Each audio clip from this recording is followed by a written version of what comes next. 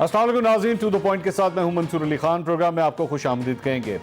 नाज़रीन, कब बोलना है, क्या बोलना है, किसके खिलाफ कितना बोलना है, बात मफाहमत की हो या मज़ाहमत की, मुस्लिम लीग नून में बयानी का इख्तिलाफ हर गुजरते दिन के साथ मजीद शदीद होता दिखाई दे रहा है। इदारों पर तनकीद हो या किरदारों पर तनकीद, मुस्लिम लीग में नून और शीन का फर्क किसी से ढका छुपा नहीं। शहबाज शरीफ की जानिब से कौमी हुकूमत की तजवीज़ सामने आई कि तमाम सियासी जमातें मिलकर ही सूरत हाल को संभाल सकती हैं। शहबाज शरीफ जहां तहरीक इंसाफ समेत तमाम जमातों के साथ मिलकर आगे बढ़ने की बात करते हैं, वहीं आज मरियम नवाज इस सियासी फॉर्मूले को यह कहकर मुस्तरद कर दिया कि बस अब बहुत हो चुका, इस हुकूमत से किसी सूरत बात नहीं हो सकती। मुफाहमत का तो कहीं मुझे नहीं लगता कि इनके साथ बात भी करनी चाहिए। मुफाहमत तो बहुत दूर की बात है। इस वक्त तो पूरी कोशिश ये होनी चाहिए कि इस हुकूमत का रास्ता रोका जाए। ये जो हुकूमत है इसको बाहर रखें और बाकी जो पार्टीज हैं उनको इकट्ठे होकर सोचना चाहिए कि इस मुल्क को आगे कैसे लेके जाना। नाज़रीन, मरियम नवाज ही नहीं, उनकी जमात के दीगर रहनुमा भी कौमी हुकूमत की तजवीज़ को शहबाज शरीफ की जाती राय करार देते हैं, जबकि शाहिद खाकान अब्बासी इसे गैर जरूरी और इंतहाई बुरी चीज समझते हैं। शहबाज शरीफ मुफाहमत के लिए घुटने पकड़ने की बात करते हैं तो मरियम नवाज आइन शिकन ताकतों को गिरेबान से पकड़ने की बात करती हैं। शहबाज शरीफ कौमी मसालिहत और मुफाहमत को हल करार देते हैं तो मरियम नवाज मज़ाहमत के बगैर मुफाहमत को बेकार समझती हैं। बदतरीन मुआशी हालात में शहबाज शरीफ हुकूमत के साथ मिलकर मईशत को बहाल करने के लिए मिसाक मईशत का आइडिया लेकर आए तो मरियम नवाज उसे मजाक मईशत कहने लगी। पीटीआई के साथ चार्टर ऑफ इकोनॉमी हम करें, इसके ऊपर बात नाज़र हो सकती है, होगी। मिसाके मईशत जो है वो मजाके मईशत है, मेरा ख्याल है। शहबाज शरीफ समझते हैं कि 2018 से पहले नून लीग की सियासी हिकमत अमली दुरुस्त नहीं थी और अगर सही हिकमत अमली बनाई जाती तो नवाज शरीफ चौथी बार वजीर आजम बन जाते, लेकिन शाहिद खाकान अब्बासी ने उनकी राय मुस्तरद कर दी। कभी शहबाज शरीफ मरियम नवाज और नवाज शरीफ के मज़ामती बयानिए को उनकी जाती राय कहते हैं तो कभी शहबाज शरीफ के मफाहमती बयानिए को उनकी जाती राय कहा जाता है। मुस्लिम लीग नून के कायदीन के बयानात में तजादात और इख्तलाफात से लीगी कारकुनान कंफ्यूज हैं और इस कंफ्यूजन से तारीख की सबसे मजबूत ऑपोजिशन भी कमजोर और गैर मुअस्सर हो चुकी है। वोट को इज्जत दो तो सभी कहते हैं, लेकिन ये इज्जत देनी कैसी है, सब कंफ्यूज हैं। आखिर पार्टी पॉलिसी है क्या? मुस्लिम लीग नून अब तक बयानिए में क्यों उलझी हुई है? क्या शहबाज शरीफ की कौमी हुकूमत बनाने की राय को खुल्लम खुल्ला एनआरओ मांगने की कोशिश करता है? क्या पार्टी सदर की तजवीज़ को लीगी रहनुमाओं की तरफ से मुस्तरद किए जाने को खुल्लम खुल्ला बगावत कहा जा सकता है? इन तमाम सवालों के जवाब ढूंढने की कोशिश करेंगे एक छोटे से ब्रेक के बाद। हमारे साथ रहिएगा।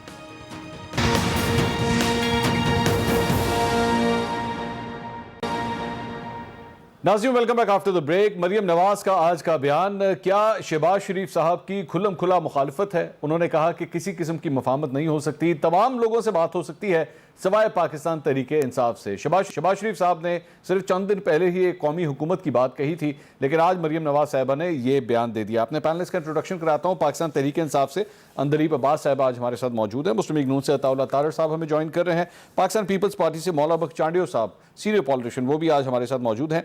तारड़ साहब, मरियम नवाज साहिबा ने तो बिल्कुल रद्द कर दिया शहबाज शरीफ साहब की बात को। एक वाइस प्रेसिडेंट पार्टी के प्रेसिडेंट के हवाले से ये सब कुछ कह सकता है? बहुत शुक्रिया मंसूर साहब। मैं 4 रोज़ा कराची के दौरे पर मियाँ शहबाज शरीफ साहब के साथ मौजूद था और मज़ार कायद पर जो प्रेस टॉक हुई उससे पहले तकरीबन हमने 10 से 12 मीटिंग्स की और उन मीटिंग्स में हर मीटिंग में शहबाज शरीफ साहब ने जब कंक्लूड किया तो उन्होंने कहा कि जी मैं यहाँ पे तजवीज़ ये देना चाहता हूँ कि इस मुल्क में शफाफ इलेक्शंस का राह हम हमवार करें, number 1। Number 2, he was very clear कि एक नेशनल कंसेंसस होना चाहिए और इस मुल्क के मसाइल को हल करने के लिए और आगे इंतखाबात के भी हवाले से राह हमवार करने के लिए तमाम पॉलिटिकल पार्टीज को इकट्ठा हो जाना चाहिए सिवाय एक के। क्योंकि मैं साथ था उनके, तो ये एक दफ़ा नहीं, कम से कम 6 दफ़ा तो मैंने ये बात सुनी कि सिवाय तरीके इंसाफ के बाकी तमाम पॉलिटिकल पार्टीज एक नेशनल कंसेंसस डेवलप करें और उसकी राह हमवार की जाए। और मैं ये समझता हूँ कि जो मज़ार कायद पे भी बात की उसका कॉन्टेक्स्ट यही था कि एक नेशनल कंसेंसस, एक नेशनल रिकंसिलिएशन और इस मुल्क को जो दरपेश चैलेंजेस हैं, तमाम पॉलिटिकल पार्टीज इकट्ठी हों, तमाम पॉलिटिकल पार्टीज इकट्ठी होकर उसको मुकाबला करें, उसके लिए हिकमत अमली बनाएं। और तहरीक इंसाफ को उसमें हम बिल्कुल शामिल नहीं करना चाहते। इन्होंने जिस मुल्क का हाल कर दिया पिछले 3 साल में, तो ही वॉज वेरी कैटेगोरिक। और दूसरी बात यह है कि जो पीडीएम की जमातें हैं, आने वाले वक्तों में जो नजर आ रहा है कि इस नेशनल कंसेंसस और रिकंसिलिएशन के हवाले से हो सकता है कि पीडीएम के अंदर मौजूद जमातों का या तो कोई सीट एडजस्टमेंट तय पा जाए या कोई इलेक्टोरल अलायंस की शक्ल में आपको ये जमातें अगला इलेक्शन लड़ती हुई नजर आए। तो मैं ये नहीं समझता कि इसमें कोई तजाद है। और मैं आज मौजूद था जब मरीम नवाज शरीफ साहिबा की कोर्ट की हियरिंग थी, तो मैं तो समझता हूं कि ये उस पॉइंट ऑफ व्यू की इंडोर्समेंट है। और उन्होंने शहबाज शरीफ साहब ने जो बात की थी उसी को मजीद क्लैरिफाई करके उसकी तौसीक की है। नहीं, तार साहब, तो मैं इस बारे में बड़ा क्लियर हूं। तार साहब, how can you say that कि एक्चुअली उसकी क्लैरिटी थी? बिकॉज एक जगह आपके पार्टी के सदर ये कहते हैं कि मफामत होनी चाहिए और वो कहती हैं मफामत नहीं हो सकती, किसी सूरत मफामत नहीं हो सकती। नहीं, वो देखे ना, नहीं, इस दफा क्या हुआ, इस दफा शहबाज शरीफ साहब से मज़ार कायद पे एक सहाफ़ी ने सवाल किया कि मफामत या मजामत, तो उन्होंने कहा कि मैं शफाफ इलेक्शन चाहता हूं। अब इलेक्शन क्या है? शफाफ इलेक्शन ये है कि किसी की इंटरफेरेंस ना हो, नंबर 1। जो हम वोट को इज्जत की बात करते हैं वो यही बात है ना कि शफाफ इलेक्शन हो, गैर जानिबदार हो, तमाम पॉलिटिकल पार्टीज के लिए लेवल प्लेइंग फील्ड हो और किसी किस्म की उसमें मुदाखलत किसी की ना की जाए और वोट पे डाका ना डाला जाए, वोट चोरी ना किया जाए, जिसका मैंडेट हो उसको रिस्पेक्ट किया जाए, जिसको वोट डले उसी का वोट निकले। तो मैं तो समझता हूं कि शफाफ इलेक्शंस की डिमांड जो है वो हमारे वोट को इज्जत दो के नारे के ऐन मुताबिक है और मैं समझता हूं कि आपस में ये मुताबिकत रखते हैं।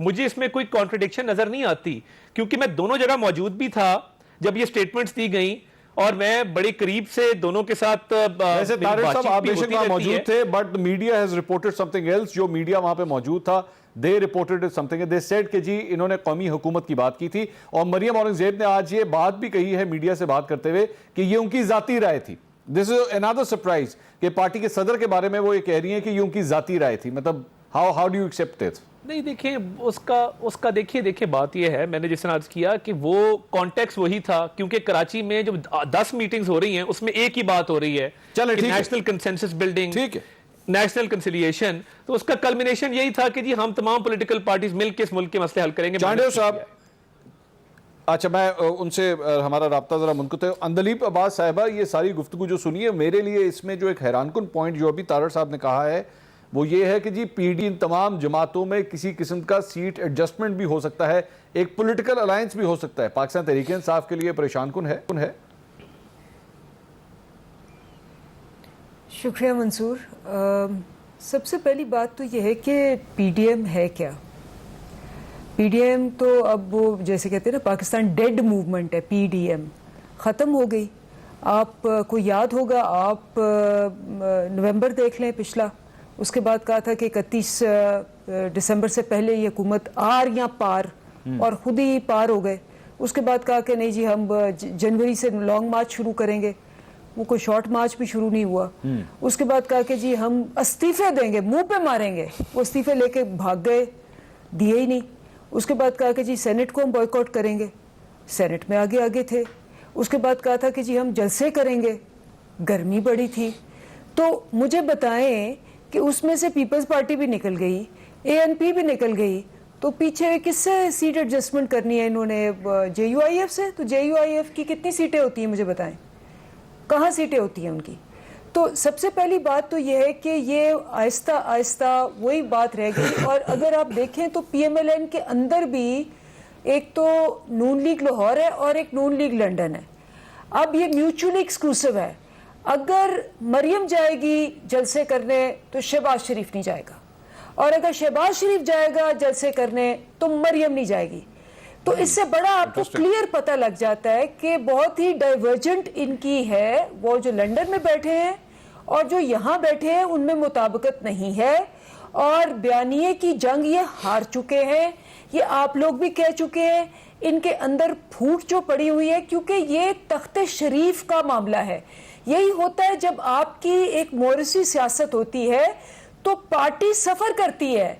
पार्टी की बजाय आप ये देखते हैं कि जी अब मेरा वारिस आगे कौन होगा, मैं कौन होगा, मेरा बेटा होगा या मेरा भाई होगा या उसका बेटा होगा। बाकी जो पार्टी है, क्योंकि मुल्क सियासत है, वो बैठ के उसको समझ नहीं आती कि एक भाई के पीछे भागे या दूसरे भाई को डिफेंड करे।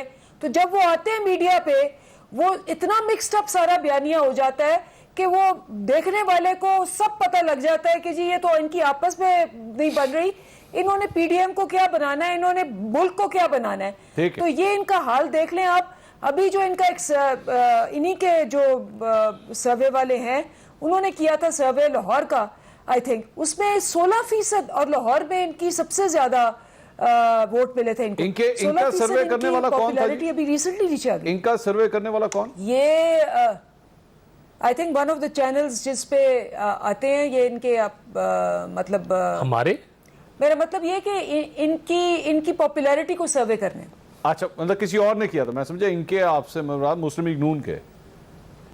नहीं, मेरा मतलब था कि पीएमएलएन की पॉपुलैरिटी इन लाहौर के ऊपर कम हो गई। हुआ अच्छा, था। ठीक है, ठीक तो है, वो ये ठीक है। मौलाना बख्श चांडियो साहब, सर ये सारी सूरत हाल आप देख रहे हैं, आप बड़े एक एक्सपीरियंस पॉलिटिशियन है सर, ये नून लीग में जो कुछ भी हो रहा है, ये किस किस्म के सिग्नल आ रहे हैं? पाकिस्तान पीपल्स पार्टी के हवाले से मरियम नवाज साहबा कहती हैं जी हमारा कोई लेना देना नहीं है, शहबाज शरीफ साहब कहते हैं नहीं, हम अभी भी पाकिस्तान पीपल्स पार्टी के साथ अच्छे मरासम चाहते हैं, इस्लामाबाद लॉन्ग मार्च की बातें होती हैं, मफामत की बातें होती हैं, कौमी हुकूमत की बातें होती हैं। कोई क्या सिग्नल आ रहे हैं सर नून लीग से, आप किस तरह देख रहे हैं सर? भाई अभी शहबाज शरीफ साहब की गुफ्तगू और बड़े मियाँ साहब की साहबजादी की गुफ्तगू का तजाद क्या है ये तो वो जाने, मुझे अच्छा नहीं लगता मैं उनके मुतल्लिक कोई बात करूं। शहबाज शरीफ साहब की शुरू से ही सियासत आपने देखी है, वहां कुछ गुंजाइश होती है लेन देन की। अच्छा, लेकिन मियाँ नवाज शरीफ साहब उस जगह पहुंच गए केसेस की वजह से, बेटी के जेल की वजह से, खुद के जेल की वजह से, कि वो मुख्तलिफ है। लेकिन मुझे अच्छा नहीं लगता मैं उनकी सियासत पे बात करूं, दुनिया खुद समझ रही है। हमारी बात है, हमने कभी भी नहीं कहा कि हम रिजाइन करेंगे, कभी भी नहीं कहा। अच्छा। हमने ये हमारी सियासत नहीं थी। हमने कहा लॉन्ग मार्च हमने कहा करेंगे, और उनका जब से हमने कहा करेंगे। लॉन्ग मार्च के लिए बिलावल साहब ने तो कमाल किया, पीपल्स पार्टी का मरकजी जलसा जो लाड़काना में होना था वो उन्होंने पिंडी में किया, और सारी पार्टी पिंडी में जमा हो गई कि हमें सुबह को लॉन्ग मार्च करनी है। अब बदकिस्मती से मौलाना साहब ने एक तरफा ही लॉन्ग मार्च को खत्म कर दिया। मैं ज्यादा नहीं बोलता इन साहबान बुजुर्गों पर, लेकिन एक बात मैं खान साहब बड़ा एतराफ के साथ कहता हूँ, ये बदकिस्मती है कि हमें अपने ही साथियों की वजह से ये बातें सुननी पड़ी है जो हमारी अंजलि अब्बास साहिबा ने बातें की है। ये उनका कसूर नहीं है, वो तो हुकूमत में है। जैसे हम हुकूमती कोई बात हाथ से जाने नहीं देते, वो भी हमारे नहीं जाने, लेकिन ये हमारा मामला नहीं है, ये नून लीग का और मौलाना साहब का मामला है जिनकी सियासत की वजह से हमें ये बातें सुननी पड़ी। नहीं, लेकिन आज भी चांडियो साहब एक सवाल सर, यहाँ पे तो तारड़ साहब जो हैं वो पीडीएम को एक इंतखाबी इत्तेहाद की भी बातें कर रहे हैं कि वो भी हो सकता है। इस मौके के ऊपर क्या पाकिस्तान पीपल्स पार्टी के पास कोई गुंजाइश है कि इस इत्तेहाद का हिस्सा बन सके? नहीं, गुंजाइश का मैं इनकार या इकरार नहीं करता, सियासत है, हालात है, पता नहीं क्या होंगे, लेकिन जिनसे बात करना जुर्म था। आपको पता है अपोजिशन के एक लीडर ने भुट्टो साहब की फांसी का मुतालबा किया, लेकिन आपने देखा बेगम साहबा ने उनसे भी इत्तेहाद किया और एक मजबूत अपोजिशन बनाया। आपको याद है एयर मार्शल असगर खान साहब ने जो भुट्टो साहब के लिए कहा कि हम उनको फला पुल पे सजाए मौत देंगे, उनको भी मिलाना पड़ा।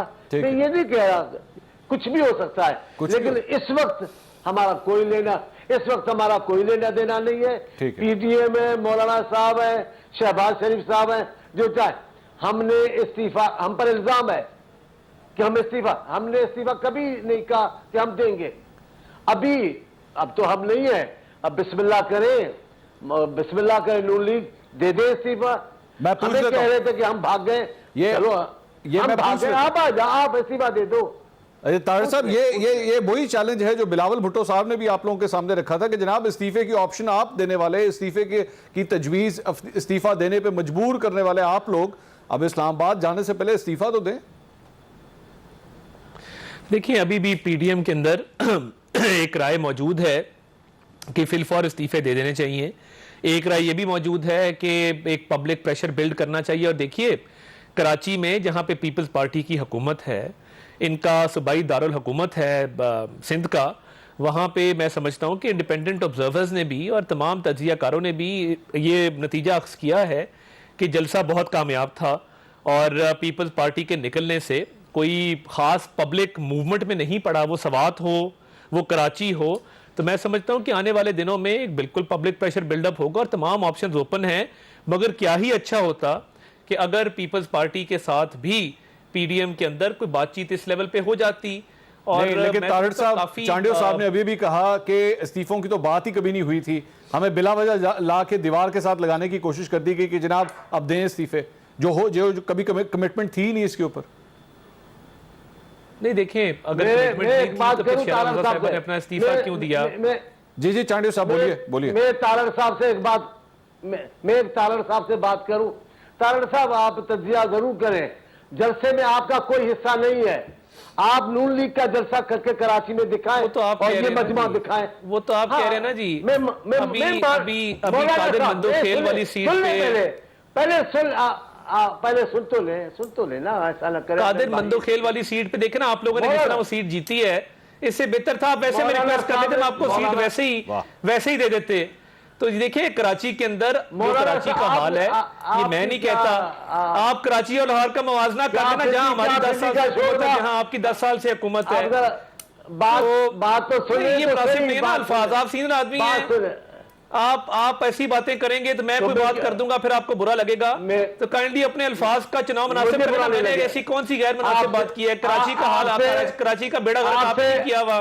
आपसे नून लीग का क्या है वहां पे? नून लीग ने वहां पे आपको तकरीबन सीट हरा दी थी। आपसे तवक्को, वो तो सईद गनी साहब की खिदमत आपने हासिल की, वजीर तालीम की, जो जीत गए। सुन ले ना, अब जरा सुन ले, आपसे अच्छी बात की तवक्को है नहीं, लिहाजा आप बुरा करेंगे, मैं नाराज नहीं होगा। चले कोई बात नहीं, मौलाना चले कोई बात नहीं, कोई बात। मौलाना साहब जलसा कर सकते, ऐसा जलसा कर सकते हैं, आप आ जाए अकेला जलसा करें। ये तो देखे ना, आप अगर बहानों पे आ जाए, जलसा पीडीएम का था, मुझे पता ना हमने कहां से मोबिलाइजेशन की, हमारे कितने लोग आए, तो वो आपकी अपनी रीडिंग होगी। मगर अगर नून लीग का कराची में कुछ नहीं है, तो फिर आपको ये 250-300 से सीट क्यों जीतनी पड़ी? बात ये है चांडियो साहब, आप मुझे बताएं ना, आप मुझे ये बताएं कि फिर ये कादिर मंदोखेल वाली सीट पे आपको इतने जतन क्यों करने पड़े, इतने पापड़ क्यों बेलने पड़े? मुझे तो नहीं समझ आ रही। अगर कराची में हमारा कुछ नहीं है, कराची आज भी, कराची में आज भी आप दोबारा वो री इलेक्शन करा लें और जरा सईद गनी साहब को वेकेशन में भेज दे, तो मैं देखता हूँ आप इलेक्शन किस तरह जीतते हैं। आपका कुछ भी नहीं है, आपका कुछ भी नहीं, आपका। अच्छा चले ठीक है जी, आपकी 10 साल से हुकूमत है, आप 200 से सीट जीते हैं, वो भी घसीट के जीते हैं। तो मतलब इससे बेहतर था हमारे से सीट मांग लेते मेरे भाई। आप वैसे ही कह देते कि हमें ये सीट दे दो, हम वैसे ही आपको सीट दे देते। वैसे मैं आपको ये बात सवाल, तारिक साहब एक सवाल, कराची किसी की जागीर नहीं है। ये तारिक साहब एक सवाल, क्या एक सवाल, क्या ये तारिक साहब हकीकत है कि मुस्लिम लीग नून का कराची को जागीर समझते हैं? मैं इनको बताना चाहता हूँ, कराची किसी की जागीर नहीं है। कि अगर ये समझे ना कि जी कराची इनकी जागीर है, तो ऐसा हरगिज नहीं है। इनको तो फिर 20,000 से जीतना चाहिए। 10 साल से हुकूमत है, कम अज कम कराची भी हमारा है, कोयटा भी मेरा है, पेशावर भी मेरा है, लाहौर भी मेरा है, क्योंकि मैं पाकिस्तानी हूं। मैं बिल्कुल इस कार्ड पे प्ले नहीं करूंगा। आप प्ले करें, अपना सिंधी कार्ड जरूर करें, मगर पाकिस्तान सबसे पहले है। आप कराची को, ये फिल्मी आप कतन कराची को अपनी जागीर डिक्लेयर ना करें। आपके जितने साल से हुकूमत है, आपको तो 25,000 से जीतना चाहिए था वो इलेक्शन। अंदलीब अब्बास साहिबा, मैं जरा अंदलीब साहिबा को डिस्कशन में ले। अंदलीब अब्बास साहिबा, मौजूदा सूरत हाल से लगता है कि ऑपोजिशन के लिए आने वाले दिन जो है वो अबरालूद हैं, काफ़ी मौसम ख़राब लग रहा है। ये जिस किस्म की आपस में गुफ्तगू आप सुन रही, मैं आपके चेहरे की स्माइल एक्चुअली फोकस कर रहा था कि आप कितना मुस्कुरा रही थी इस डिस्कशन में। देखें, ये एक प्रिडिक्शन थी। आपको भी याद होगा कई दफ़ा प्रोग्राम्स में आपके भी कहा कि जी ये सब इकट्ठे हो जाएंगे। ठीक है, अब इकट्ठे होना तो बहुत आसान है, लेकिन इकट्ठे रहना बहुत मुश्किल है। इसलिए क्योंकि आपको इकट्ठा क्या चीज़ कर रही है, या आपका कोई जेन्युइन चीज़ हो, कोई आपका एक कॉज है, कोई पर्पस है, कोई आप किसी बड़ी ताकत के सामने इकट्ठे होकर खड़े हुए हैं। जब आपका कॉज और पर्पस ही ये हो कि जी भी हमने अपने आप को नैब से बचाना है और एनआरओ लेना है, तो फिर आप जब भी देखेंगे कोई कहेगा जी मफाहमत कर लेते हैं, कॉम्प्रोमाइज़ कर लेते हैं, उससे जल्दी एनआरओ मिल जाएगा। कोई कहेगा कि नहीं उससे इनको एनआरओ मिलेगा, हमें एनआरओ नहीं मिलेगा। क्योंकि आपको याद है कि ये जब दोनों वापस आए थे तो ये मुशर्रफ के साथ कॉम्प्रोमाइज़ करके आए थे। उसने इनको एनआरओ दिया था, 4700 केसेस जो थे राइट ऑफ हुए थे, और इन्होंने एक्सेप्ट किया था मुशर्रफ की सारी कंडीशनैलिटीज़ को, तो फिर ये वापस आए थे। अब चूंकि वो सिचुएशन नहीं है और ये इनका जो कॉमन पर्पस है, और ये आपके तकरीबन हर सर्वे में पिछले 3 साल से आई जा रहा है कि जी अवाम क्यों नहीं आती मीनारे पाकिस्तान, अवाम क्यों नहीं निकलती। वो कहते हैं जी हमारे लिए नहीं निकले, ये अपने लिए निकले हैं। और इसका एग्जाम्पल आप रोज़ पार्लियामेंट में भी देखते हैं, नेशनल असेंबली में अभी शुरू होता है, पहला क्वेश्चन आवर होता है जो अवामी इशूज़ पे होता है, जो इनके अपने सवाल होते हैं अवाम के बारे में हमसे, उसी पे ये शोर मचाना शुरू कर देते हैं कि प्रोडक्शन ऑर्डर दो, हमारे लीडरों की तस्वीरें।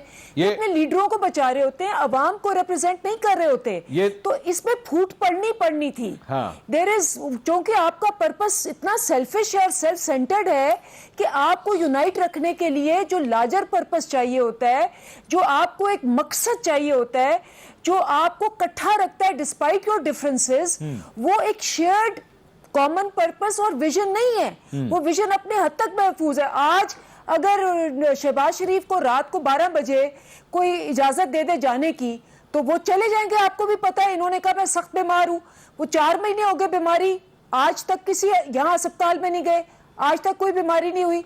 इसी तरह आप देखें नवाज शरीफ साहब वहाँ मिन्नतें कर रहे हैं कि मुझे एक्सटेंड कर दो, क्योंकि वो कहते हैं जी आपकी बीमारी। तो यहाँ क्या हुआ, हम तो पहले 3 महीने एक्स्ट्रा सर्जरीज नहीं हो रही थी, पिछले 1.25 साल से वहाँ हर किस्म की सर्जरी हो रही है। आप यहाँ बैठ के अगर डर्बी के मैचेस देखेंगे तो आपको हम एक्सटेंशन नहीं देंगे। मरियम खुद कहती है कि जी मेरी एक छोटी सी सर्जरी है, वो यहाँ नहीं होती, बाहर होती। तो जब सारे ये देख रहे हैं कि ये अपने एक सेल्फिश पर्पस के लिए किसी ना किसी तरह भागने को पर तोल रहे हैं, रात के 12 बजे शहबाज शरीफ को पकड़ के वापस लाया गया, तो बताएं कि कौन इंस्पायर होगा। मुझे बताएं कि कौन ये सोचेगा कि नहीं जी अपने कुर्बानी देनी है, हम जाके। मैं तारड़ साहब से ये सवाल रखता हूं कि आखिर इसकी क्या वजह है। मैं एक तारड़ साहब के सामने सवाल रखता हूं, क्योंकि मरियम नवाज साहबा ने नाज़रीन आज ये भी कहा कि मियां साहब कब वापस आएंगे ये फैसला मुस्लिम लीग नून करेगी। हमें तो ये पहले हम ये समझे थे कि नवाज शरीफ कब वापस आएंगे ये फैसला शायद डॉक्टर्स करेंगे, लेकिन आज पता लगा है कि ये फैसला नून लीग करेगी। मजीद बात करते हैं, हमारे साथ रहिएगा।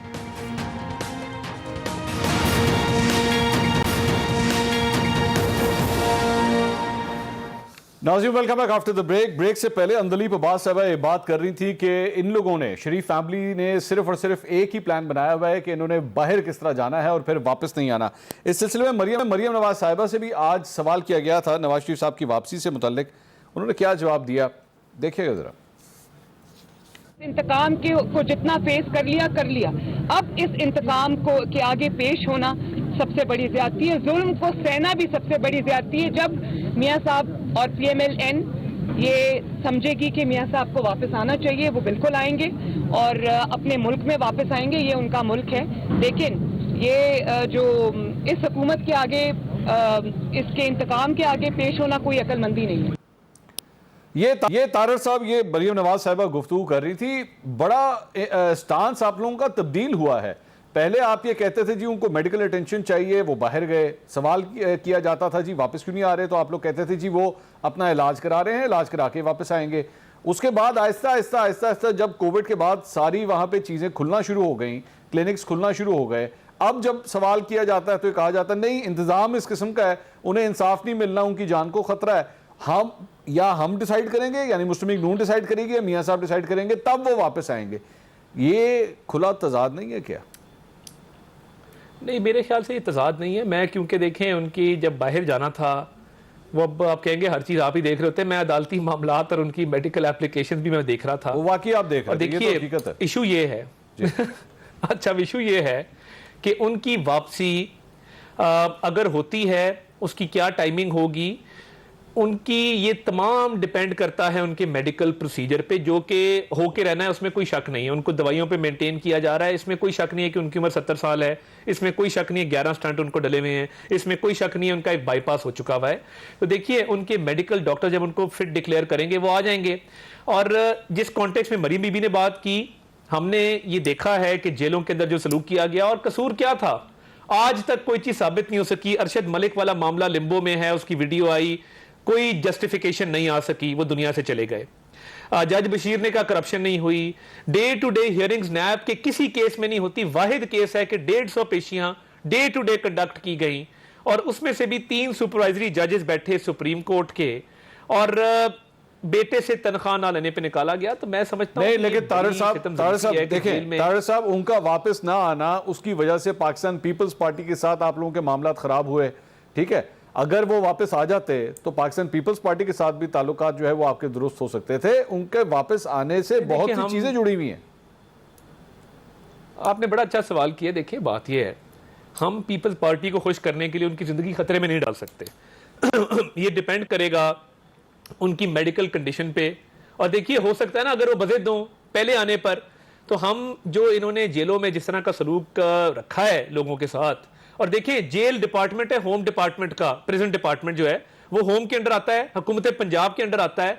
मगर जब वजीर आजम और शहजाद अकबर साहब डायरेक्ट हों जेल के सुपरिंटेंडेंट के साथ और उसे बताएं कि किसके साथ क्या सलूक करना है, तो ये कौन सा इंसाफ है और ये कौन सा रूल ऑफ लॉ है? डिसाइड पार्टी करेगी, मगर पार्टी ने जो बैठक करनी है, पार्टी ने जो मुशावरत करनी है, उसमें मेडिकल कंसिडरेशंस भी होंगी, लीगल कंसिडरेशंस भी होंगी, पॉलिटिकल कंसिडरेशंस भी होंगी। तो ऑब्वियसली उनको वक्त से पहले बुलाकर उनकी जिंदगी को खतरे में नहीं डाला जा सकता। डिसाइड पार्टी ने करना है, बट इन पैरामीटर्स के अंदर रहते हुए करना है, और मेडिकल कंडीशन जो है that is first and foremost. ठीक, चांडियो साहब, ये सारी सब जो गुफ्तगू सुनी है, इस जेल के निज़ाम से तो वैसे आप लोग भी काफ़ी नाला हैं, आप भी समझते हैं कि सियासतदानों को इंसाफ नहीं मिलता। तो मियाँ साहब की वापसी का ना आने का ये जो तारड़ साहब ने अभी अभी वजह बताई है, इसमें वजन है जी? नहीं, तारड़ साहब दरवेश है, पीपल्स नून लीग के बहुत ही वफादार मेहरबान हैं और बड़े अच्छा बोलते हैं। उन्होंने खामखा जोड़ दिया है इस मामलात को। मरियम बीबी ने साफ कह दिया है, कोई डॉक्टर वाक्टर की नहीं है, कोई हॉस्पिटल की बात नहीं है। हमें पार्टी बोलेगी हम आएगी, पार्टी ने नहीं बोला हम नहीं आ रहे। अब ये क्योंकि कारकुन है, रहनुमा है नून लीग के, तो ये तो बातों को छेड़, लेकिन मेरा मामला नून लीग के से बिल्कुल नहीं था। मैं कहता हूं, दो बातें करना चाहता हूं। अंदलीब साहबा ने 2 बातें की है कि एक तो एनआरओ की बात की है, ये इनके लीडर का कहना है। जो बात करे एनआरओ, कोई हमें एनआरओ नहीं चाहिए, हम लानत भेजते एनआरओ पर, हमने कोई नहीं मांगा। ये खामखा अपनी साख बचाने के लिए, अपने ऐब छुपाने के लिए, अपनी नाकामियां छुपाने के लिए आप मुझसे एनआरओ मांग ली। किसने मांगा है आप बताएं? मियां साहब वहां भुगत रहे जलावतनी में, यहां जेल उनकी बेटी ने देखा है। पीपल्स पार्टी जेल में गई है, पीपल्स पार्टी के कायद आसिफ साहब जेल में, आसिफ साहब की हमशीरा जेल में। आप बताएं, एनआरओ मांगते हम? अगर एनआरओ मांगते तो इस अंदाज से आता। आप देखें बिलावल साहब की बहन बेनजीर साहबा की बेटी मोहसिन पाकिस्तान जुल्फकार अली भुट्टो की नवासी नहीं मिल सकी अस्पताल में अपने वालिद साहब से। काय का एनआरओ? कोई एनआरओ की बात नहीं है। ये अंदलीब साहबा ने अपने कायद की बात को जरा रखा है। दूसरी बात अंदलीब साहब ने एक बड़ी अच्छी बात की है, वो की है कि हम मुशर्रफ के कहने पर खुदा का खौफ करें बीबी, हकीकतों को मत छुपाएं। अगर हम मुशर्रफ के कहने पर रुकते और मुशर्रफ के कहने पे आते तो बीबी को कत्ल किया जाता, लोगों को, हमारे लोगों को जेलों में डाला जाता। हम मुशर्रफ की शर्तों पे नहीं आए, हम किसी आमिर की शर्तों पे सियासत नहीं करते, हमने अपनी ताकत पे सियासत की है। बीबी को कहा गया, अभी ये आपको नहीं बता रहे, बीबी को कहा गया मुशर्रफ की तरफ से आप पाकिस्तान नहीं आएंगी इंतखाबात से पहले, ये वादा था, आप नहीं आएंगी। बीबी आई और मुशर्रफ ने ऐलान कहा, रिकॉर्ड में मौजूद है कि वादा खिलाफी होगी तो ऐसा ही होगा। इसका मतलब क्या हुआ? हमला हुआ जो कराची में, उस पर तबसरा किया, उनके वजीर आला ने तबसरा किया, उनकी जमात ने तबसरा किया, लेकिन नहीं, लेकिन चांडियो साहब ये जरा हिस्ट्री, चांडियो साहब जरा हिस्ट्री को ठीक करें। आपका ये कहना है, अब मुझे प्लीज, क्योंकि आप सीनियर पॉलिटिशियन है, जरा करेक्ट कर दीजिए, मोहतरमा बेनजीर भुट्टो की मुशर्रफ साहब के साथ किसी किस्म की कभी कोई डील नहीं हुई थी? नहीं, ऐसा नहीं मैंने कहा, ऐसे मैंने नहीं कहा। मुशर्रफ साहब से बातें हुई, बातचीत चली, कुछ छुपी बात नहीं थी, छुपकर बात हमने नहीं की।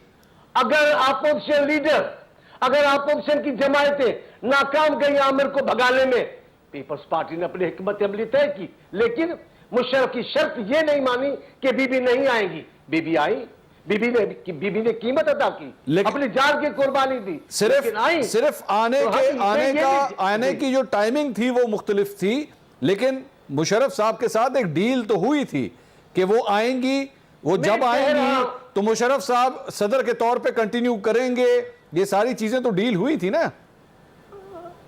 तो फिर आप भी दुरुस्त करें रिकॉर्ड को, पीपल्स पार्टी ने मजबूर किया ना मुशर्रफ को छोड़ने पर, सदारत भी छोड़ी और कमांडर इन चीफ की सीट भी छोड़ी, ये भी तो कह, लेकिन मैं आपको कह रहा हूं बातचीत हो रही थी। वो चांडियो साहब आप दुरुस्त कर लें, वो वुकला तहरीक के नतीजे में था, काइंडली थोड़ी दुरुस्तगी रिकॉर्ड करें, वुकला तहरीक चली थी उसके लिए।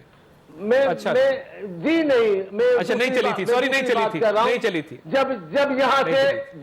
जब यहां से बातचीत चली, दुबई गए, बातचीत की, मुशर्रफ का मामला था उसमें, लेकिन शर्त यह थी कि बीबी नहीं आएगी। बीबी आई, बीबी ने ये बात नहीं मानी कि अपने मुल्क में नहीं आएगी, बीबी को कीमत अदा, और ये मुशर्रफ का बयान है मेरे भाई, बयान ये तो है, ये भी सही कह रहे हैं, कहा है कि ये मुशर्रफ साहब ने कहा था कि वादा खिलाफी हुई है। वादा क्या हुआ था, अब जाहिर बात है इसके ऊपर मुतजादिद है, लेकिन वादा तो कुछ हुआ था। वो वादा ये था वो इंतखाब से पहले नहीं आएंगी, ठीक है, लेकिन हालात को देखकर क़यादतें फैसले करती है। बीबी आई, बीबी ने क़यादत की, हाँ। कराची में आते ही उन पर हमला हुआ, पंजाब में आते ही उनको जान से शहीद कर दिया गया।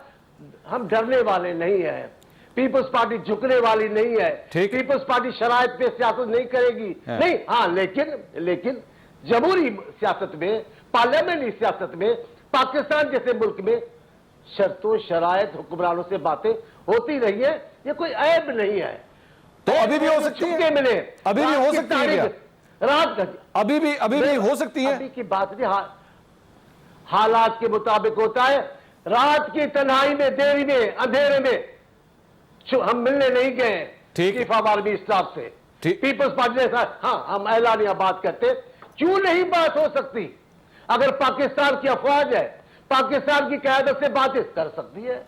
अभी पार्लियामेंट्री एक पार्टी की मीटिंग हुई है, और एक और बात उसमें अगर आर्मी चीफ से अगर पाकिस्तान पीपल्स पार्टी की बात होती है, उसे कतई तौर पे एनआरओ ना कहा जाए।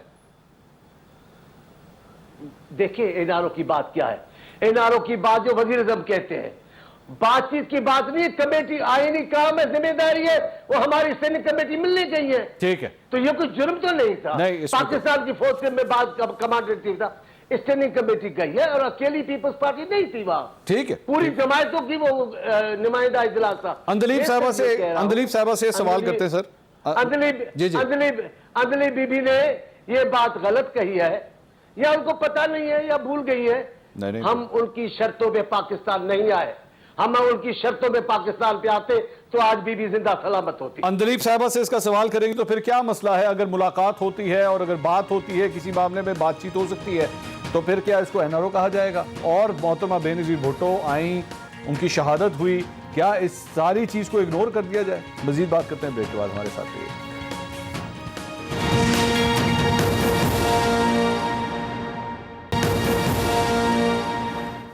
नाज़रीन welcome back after the break. Andleeb Abbas साहिबा की जानिब से इल्ज़ाम लगाया गया कि जी एनआरओ मांगते हैं। मौलाना बख्श चांडियो साहब ने कहा कि क्या मसला है इसमें, अगर आर्मी चीफ से मुलाकात होती है, पार्लियामेंटेरियंस मिल सकते हैं, उसमें ऐसी कौन सी गलत बात है? रात के अंधेरे में तो नहीं मिलते।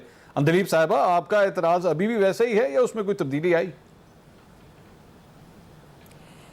नहीं जी, ये देखे ना, ये एनआरओ बेनिफिशरीज जो हैं उसके अंदर जो आसिफ अली सरदारी साहब है उनका नाम है, यूसुफ रज़ा गिलानी, ये सब के केसेस जो माफ़ हुए थे, ठीक है, 8,401 बेनिफिशरीज थे, जिसमें MQM के भी बेशुमार थे और पीपल्स पार्टी के भी बेशुमार थे। MQM वाले भी अब नाम अगर लेना। आप ये कहें कि जी वो भी लिस्ट है, वो मैं उसका भी आपको 2-4 नाम बता ले दें, दूंगी। उसमें बैठे होंगे आपके साथ, कैबिनेट में बैठे होंगे। मैं एक्चुअली ज़रूर नाम बता दूंगी मैं आपको। ये है जी, इसमें फारूक सत्तार साहब का नाम है, इशरतुल इबाद साहब का नाम है, सलीम शहजाद का नाम है, बाबर गौरी का नाम है। तो ये सारे नाम।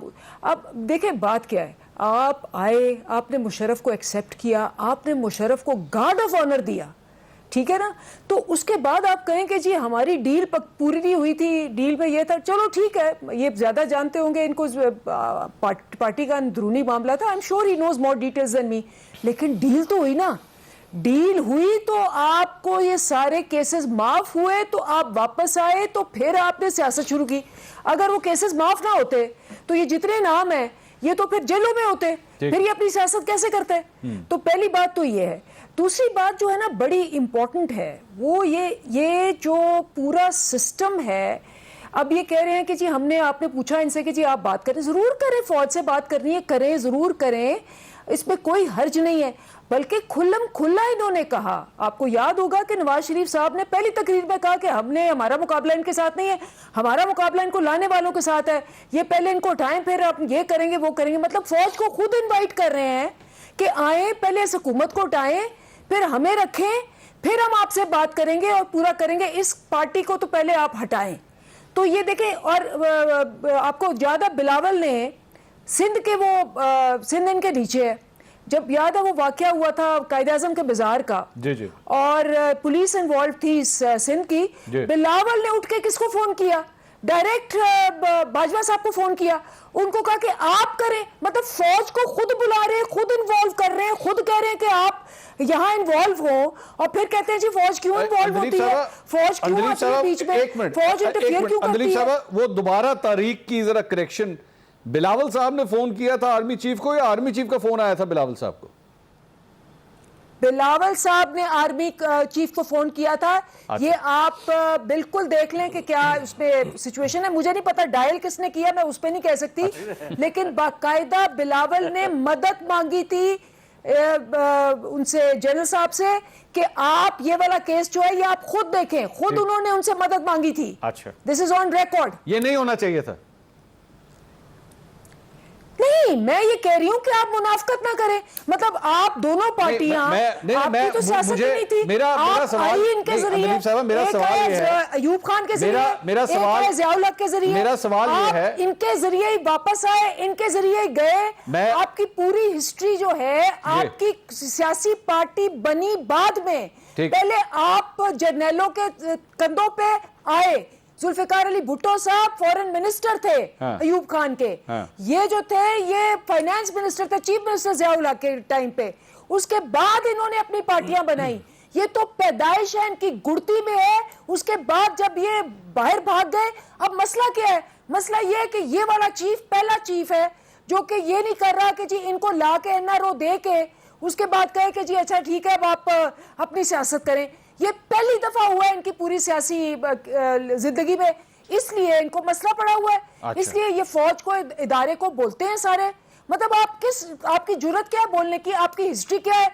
आप तो पैदाइश उसमें हुए हैं, तारड़ साहब पहले बड़े उसमें ये तारड़ साहब डीलें करते रहे, देखिए आपकी तो सियासत मैं आपको बताऊं, एक तो अपनी तारीख दुरुस्त कर लें, भुट्टो साहब के इख्तलाफात हुए थे, देखिए हम हिस्ट्री ठीक नहीं पढ़ाते, हम भुट्टो साहब के बुक में ये नहीं बताते कि ताशकंद में पाकिस्तान की मफाद की खातिर नेशनल इंटरेस्ट में भुट्टो साहब की लड़ाई हुई थी अयूब खान से। आप हिस्ट्री पढ़े कि ताशकंद में क्या हुआ था। तो मैं पीपल्स पार्टी का नुमाइंदा नहीं हूं, but I am a history student and I will present facts as they are. Number 1, number 2, हमें ताना देने वाले कान खोल के सुन लें। लांडी जेल से लेके, अटक किले से लेके, कोट लखपत जेल से लेके, अडियाला से लेके, जिला वतनियों से लेके हमने बड़ी जद्दोजहद की है पिछले 15 साल में, 20 साल में। आप लोग वो लोग हैं जो तब्दीली की शक्ल या फवाद चौधरी जैसी है या फिरदौस आशिक अवान जैसी है। ये वो लोग हैं जो इक्तदार हासिल करने के लिए पैर भी पड़ सकते हैं, गिर भी सकते हैं, लेट भी सकते हैं। असूल कोई नहीं है। जेल एक दिन नहीं काटी, जद्दोजहद एक दिन की नहीं है। बैसाखियां 4-4 पकड़ी हुई हैं, जिस दिन खिंच गई मुंह के बाहर गिरेंगे और समझ नहीं आएगी कि वो ठेठियों। ये बातें करते हैं हम यहां पे बैठ के, जो एक स्टेप अपने खुद कदम नहीं उठा सकते, पूरे मुल्क को तबाही के दाने पे खड़ा कर दिया है। फॉरेन पॉलिसी में हम आइसोलेटेड हैं, महंगाई ने गरीब आदमी की कमर तोड़ दी है। 90 दिन में करप्शन खत्म करनी थी, साइकिल पे दफ्तर जाना था। मैं तो हैरान हूं कि ये टीवी पे आ कैसे जाते हैं या ये मुस्कुरा कैसे लेते हैं और तहरीक इंसाफ वालों को रात को नींद कैसे आ जाती है। मैं बड़ा हैरान हूं, ये बड़ी हिम्मत का काम है। चांडियो साहब, ये सर मीनारे पाकिस्तान पे 6 बंदे इनके पीछे नहीं आते। चांडियो साहब, जी बोलिए। मैं छोटी बात कह रहा हूं जी। अंजलि बीबी मेरी बहन है, मेरा अच्छा नहीं लगता मेरा उनसे इस अंदाज से मुकाबला, लेकिन हमें कह रही है, हमारे सिंधी में एक बड़ी अच्छी कहावत है कि भैंस पूरी काली होती है, भैंस गाय को देती है ताना, चल तुम्हारा पूंछ काला है। भाई भैंस पूरी काली है, सच जो है ना, अब ये हमें ताना देंगे कि हम सुने, जरा सुने, आपके सच को हम जानते हैं, जरा सुने आप। लेकिन दुनिया पाकिस्तान के बच्चे से पूछे, ये बात अच्छी लगती है पीटीआई को कि आप क्या सुने, चुप हो जा। अब पहले सुने तो सही। अब आप हमें ताना देंगी मुफाहमत का, आपका पूरा वजूद पूरी नहीं ना करे ना इस बात। अब आप अच्छा, अगर अच्छा नहीं बोलेंगी मैं बात करूंगा। नौकरी नहीं की उनकी, मुझे जेब नहीं देता। आप मेरी बहन है। बहुत शुक्रिया। मैं टाइम की कमी की वजह से मैं बड़ी माजरत, अंदलीप अब्बास साहब, ताउला तारड़ साहब और मौलाबक चांडियो साहब, बहुत बहुत शुक्रिया। नाज़रीन, प्रोग्राम से अब तक के लिए इतना ही। अगले हफ्ते इंशाअल्लाह दोबारा मुलाकात होगी। अल्लाह हाफ़िज़।